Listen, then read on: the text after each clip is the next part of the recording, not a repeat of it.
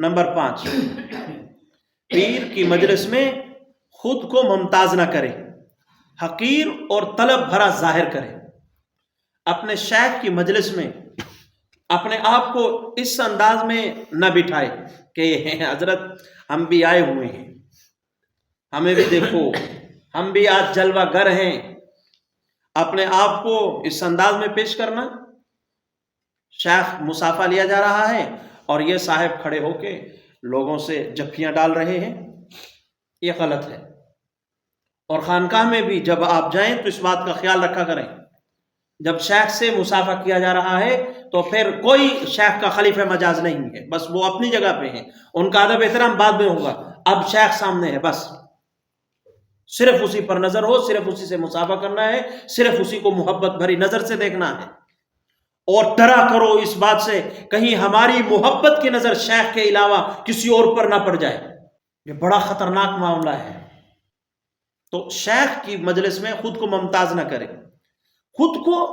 حقیر سمجھے، میں سب سے زیادہ گیا گزرا ہوں، تو شیخ کی مجلس میں خود کو ممتاز نہ کریں،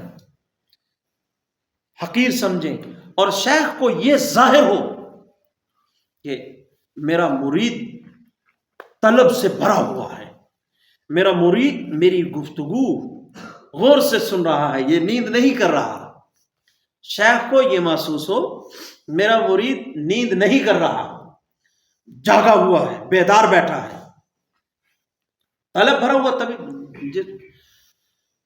طلب ہوگی تو نیند کیوں آئے گی؟ نیند کا آنا اس بات کی علامت ہے کہ طلب سے خالی ہے، اور یہ پیدا کرنی پڑتی ہے، اپنے آپ کو اس قابل بنانا پڑتا ہے، چست ہو کر بیٹھنا پڑتا ہے۔ بھائی چلو ہفتے میں ایک دن کھانا جو ہے وہ عشاء کے بعد کھا لیا کریں، جو خاص طور پہ ہمارے مرید ہیں۔ میں اپنے پیر بھائیوں کو یہ نہیں کہہ سکتا، لیکن اپنے مریدوں سے یہ کہہ سکتا ہوں کہ جب کھانا جلدی کھاؤ گے تو پانی پیو گے، آج تک ویسے ساگ دا موسم میں کرنا، جب پانی زیادہ پیئیں گے تو نیند آئے گی،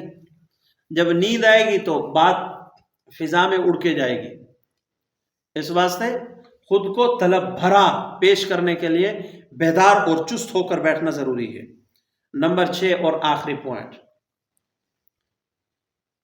جس طرف مرشد بیٹھا ہو اس طرف اپنے پاؤں نہ پھیلائے۔ خانقاہ بعض ایسے بےہودہ قسم کے ہوتے ہیں، وہ اس طرح لتیں سیدھیاں کر کے بیٹھے لمبیاں، تھک گئے جی لمبی تھوڑا سا لت سیدھی کر لی، انتہائی گھٹیا حرکت ہے۔ میری عادت یہ ہے کہ اس طرف خانے وال شریف ہے، میں ٹانگیں دراز کر کے نہیں سوتا، اور یہ اجازت بیعت اور خلافت سے بہت پہلے کی بات ہے۔ میرے پاس ایک شخص آیا تھا، ہمارے حضرت کا مرید ہے، اسباق کی ترتیب میں ماشاءاللہ چل رہا ہے، میرے پاس بیٹھے ہوئے نا، وہ لمبا ہو گیا، یہاں دفتر میں قلین بچھا ہوا تھا، لمبا ہو گیا، کافی 2-3 سال پہلے کی بات، جب مجھے اجازت ملی اس سے فوراً بعد، تو سرہانہ بڑا تھا، سرہانے پر اس نے سر رکھا اور یوں ٹانگیں کر کے سو گیا، اور پوچھنے لگا کہ یار ویسے صحیح سے دس تینوں خلافت ملن دی سب تو وڈی وجہ کیڑی نظر آتی ہے؟ اس نے نا مجھ سے یہ سوال کیا، تو فی البدی میں نے اسے جواب دیا کہ مجھے سب سے بڑی وجہ یہی نظر آتی ہے کہ جس طرف تو نے ٹانگیں دراز کی ہوئی ہیں نا، اس طرف میں نے کبھی ٹانگیں دراز نہیں کی۔ میں نے حضرت کے خانے وال سفر میں ہوں یا حضر میں، میری کوشش ہوتی ہے جب یہ پڑھا تھا نا کہ امام اعظم ابو حنیفہ رحمۃ اللہ علیہ سفر میں ہوتے یا حضر میں، کبھی بھی انہوں نے اپنے استاد امام حماد رحمۃ اللہ علیہ کے گھر کی طرف ٹانگیں کر کے دراز کر کے نہ تو کبھی بیٹھے نہ کبھی لیٹے، ادھر بیٹھے ہوئے بندہ دیوار سے ٹیک لگا اور ٹانگیں سیدھی کر لی، اس طرح بھی انہوں نے کبھی سفر میں ہو یا حضر میں، انہوں نے کبھی اس طرف منہ کر کے تھوکا نہیں۔ امام اعظم ابو حنیفہ رحمۃ اللہ علیہ جس طرف ان کے استاد کا گھر تھا، شیخ کا نہیں، استاد کا گھر، اب استاد کا ادب اتنا تھا تو خود اندازہ لگائیے کہ شیخ کا ادب کتنا ہوگا ان کے دل میں۔ کہ جس طرف مرشد بیٹھا ہو اس طرف پاؤں نہ پھیلائے اور اس کی طرف منہ کر کے نہ تھوکے۔ پروگرام ہو رہا ہے، بندے کے علم میں ہے کہ حضرت فلاں کمرے میں بیٹھے ہوئے ہیں، تو اب اس طرف منہ کر کے تھوکے بھی نہ۔ اب تو خود بخود کئی دفعہ موٹر سائیکل پر ہوتے ہیں،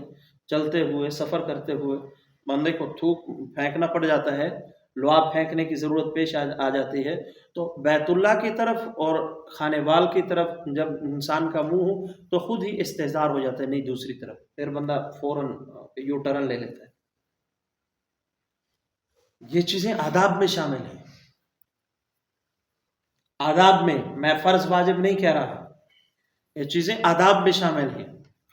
جو با ادب، آخری بات یہی ہے اس ساری گفتگو کا خلاصہ کہ با ادب با نصیب ہوتا ہے اور بے ادب بد نصیب ہوتا ہے۔ با ادب با نصیب ہوتا ہے، بے ادب بد نصیب ہوتا ہے۔ حضرت کی مجلس میں بیٹھتے ہی دل کی دھڑکنوں کا انداز خود بخود بدل جاتا ہے، بدلنا نہیں پڑتا، خود بخود بدل جاتا ہے۔ دل کی دھڑکن کی سپیڈ خود بخود تبدیل ہو جاتی ہے، آنکھوں کا جھکاؤ خود بخود بدل جاتا ہے، دیکھنے کا سٹائل خود بخود بدل جاتا ہے۔ ایک مرید کے دل کے اندر جب چاہت ہوگی شیخ کی، ادب ہوگا شیخ کا، تو پھر اس شیخ کا پورا فیض بھی اس مرید کو حاصل ہوگا۔